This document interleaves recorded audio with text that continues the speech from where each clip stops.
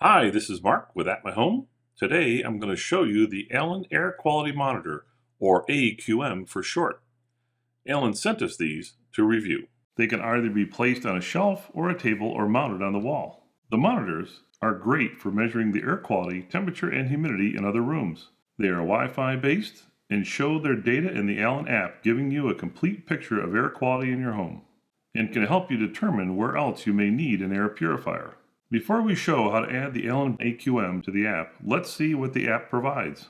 First thing you see is a dashboard of all the air purifiers and AQMs installed. You see the current weather and air quality where you live. The app shows the status of all devices you have, including the number running, idle, and disconnected in the case of air purifiers, and the number of AQMs monitored and disconnected.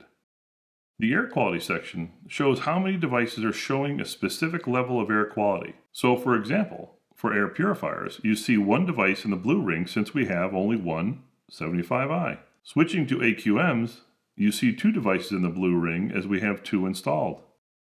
If you selected one of the AQMs, you also get to see air quality plus temp and humidity for outside and inside. And just like the air purifier, you can look at the chart of air quality over time. Selecting locations lets you group the devices. So for example, we have the 75i and one of the AQMs on the first floor and the other AQM on the second. Grouping is really handy if you have multiple homes or locations with Allen devices. Installing an Allen Aqm in the app is easy.